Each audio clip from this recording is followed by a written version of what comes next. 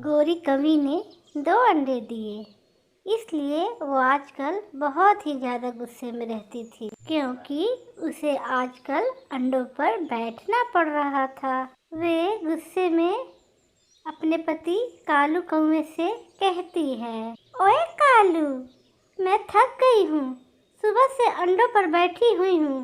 अब चलो थोड़ी देर तुम अंडों पर बैठो और मैं थोड़ा घूम फिर आऊँ। कोई एहसान नहीं है तुम्हारा मुझ पर, सारी मम्मी पक्षी ही अपने अंडों पर बैठती हैं। जल्दी आ जाना, मुझे भी अपने लिए भोजन लेने जाना है। फिर गोरी कवि अपने घर से निकलती है। उसी जंगल में एक रानो चिड़िया रहती थी। ना उसका कोई अंडा था, ना कोई बच्चा। उन दिनों वो बहुत ही परेशान रहती थी। वो अपने पति से कहती है, आकाश जी, अब मैं चलती हूँ। मेरा बात कल कबूतर से हो गया था, वो मुझे अनाथ आश्रम लेके जाएगा। हाँ जाओ, अगर तुम अनाथ आश्रम से बच्चा लेना चाहती हो तो मैं तुम्हें कुछ नहीं बोलूँगा। फिर चिड़िया अंडा गोद लेने के लिए अपने घर से निकलती है अनाथ आश्रम के लिए। फिर चिड़िया नदी पर रुकती है, जहाँ गौरी कवि पहले से ही बैठी हुई थी। चिड़िया, कहाँ जा रही हो? गौरी, मैं कबूतर को लेके अनाथ आश्रम जा रही हूँ। मुझे वहाँ से अंडे जो गोद लेने हैं। अभी मैंने 2 दिन पहले ही अंडे दिए हैं। तुम ऐसा करो, अनाथ आश्रम से अंडे लेने के बजाय तुम मेरा अंडा ले लो। गौरी, ऐसा कैसे हो सकता है? कोई माँ अपना अंडा कैसे किसी को दे सकती है? मैं कौन सा मुफ्त में दूंगी? मैं अपना एक अंडा बेचना चाहती हूँ। क्योंकि मुझसे 2 बच्चों का लालन पोषण नहीं होगा। कितने में दोगी? तुम अपना अंडा 100 रुपया दो और तुम मुझसे मेरा एक अंडा ले लो। गौरी कवि, मैं अपने पति से सलाह करके आती हूँ। मेरे घर ही आ जाना, मैं अभी घर ही जा रही हूँ। फिर चिड़िया वापस घर चली जाती है। वो घर जाकर अपने पति से सलाह करती है, अगर गोरी अंडा बेचना चाहती है तो तुम उससे ही अंडा ले लो। अनाथ आश्रम से कई बार पुराने अंडे भी मिल जाते हैं। गोरी का अंडा ताज़ा होगा, उससे बच्चा भी जरूर निकलेगा। आप मुझे 100 रुपये दे दें, अभी मैं गौरी कवि से जाकर अंडा लेकर आती हूँ। ऐसे चिड़िया अपने पति से 100 रुपये लेकर गौरी का अंडा लेने चली जाती है। गौरी बहन, ये ले 100 रुपये और मुझे आप अपना अंडा दे दें। लो, जल्दी ले जाओ, अगर कालू आ गया तो वो मुझे भाषण देना शुरू हो जाएगा। ऐसे चिड़िया गौरी कवि से 100 रुपये में अंडे लेकर चली जाती है। शाम में जब कालू कौवा अपने घर आता है तो एक अंडे को देखकर अपनी पत्नी गौरी से कहता है, गोरी, दूसरा अंडा कहाँ है? क्या बताओ कालू, एक अंडा मेरे पंख लगने से टूट गया था, मैंने बाहर फेंक दिया है। फिर गौरी और कालू की बहुत लड़ाई होती है, मगर कालू क्या कर सकता था गौरी के आगे। फिर कालू कौवा गुस्से में सो जाता है और समय बीतता गया। गौरी के अंडे से बेटा निकलता है और चिड़िया जो अंडा गौरी से लेकर गई थी, उस अंडे से बेटी निकलती है। आकाश जी, देखिए तो छोटी सी कवि कितनी सुंदर लग रही है। इस कवि का नाम क्या रखें? इसका नाम हम लवली रखेंगे।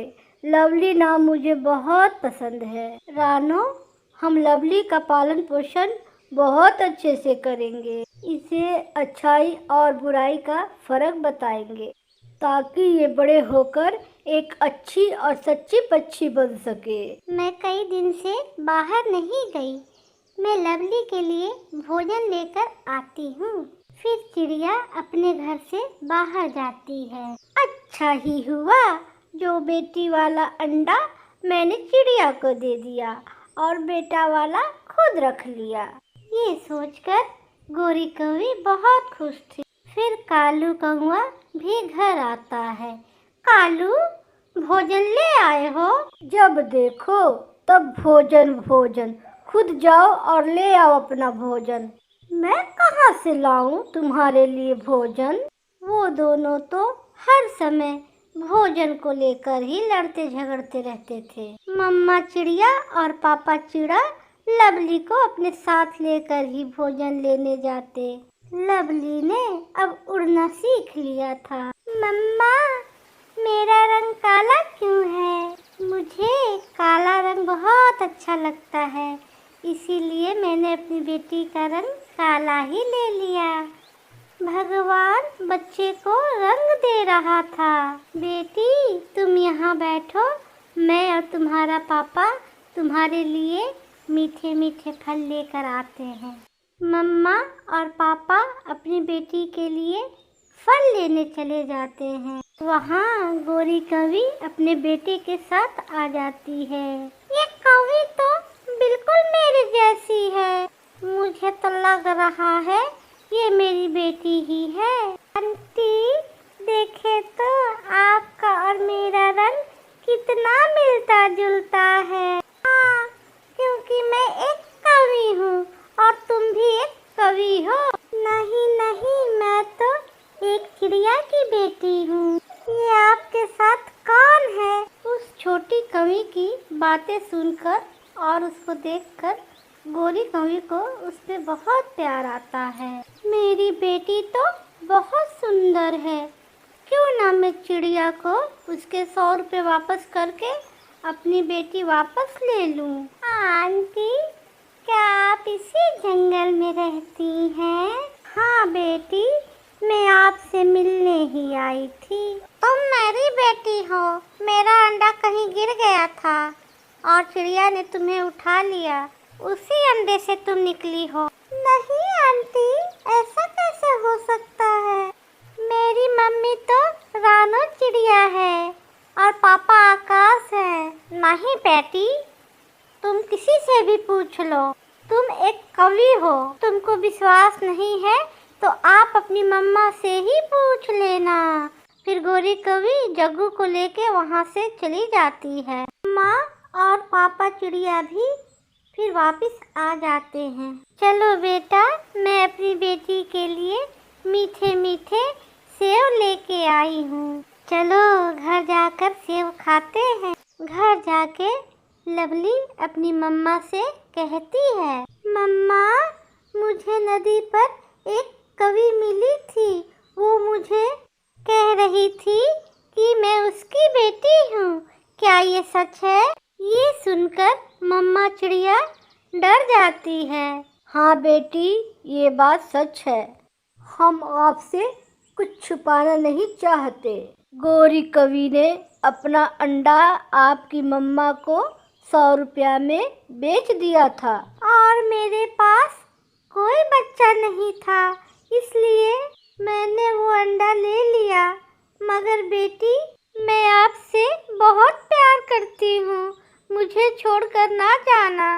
बेटी, मैं मर जाऊंगी। अभी ये बात हो ही रही थी कि गोरी कवि तोते को साथ लिए वहाँ आ जाती है। चिड़िया, लंबी बात ना करना मुझसे।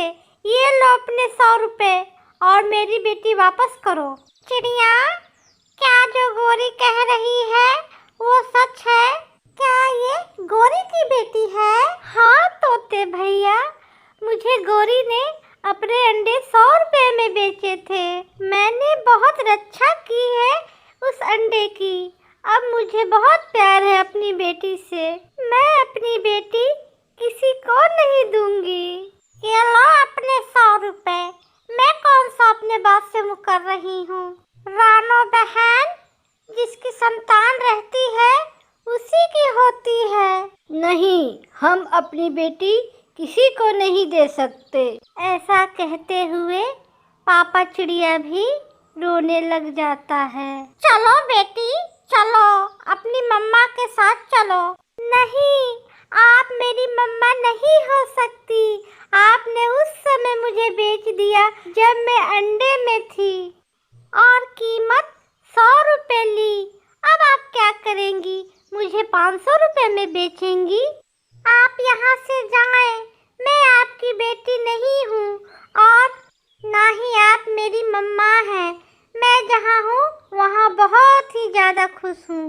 ये सुनकर मम्मा चिड़िया लवली को अपने सीने से लगा लेती है और गोरी कवि शर्मिंदा होकर वहाँ से चली जाती है। प्यारे दोस्तों, इस कहानी से हमें सीख मिलती है कि रिश्ते खून के नहीं बल्कि एहसास और प्यार के होते हैं, जो दिल से जुड़े होते हैं। हमारे चैनल को ज़्यादा से ज़्यादा सब्सक्राइब करें।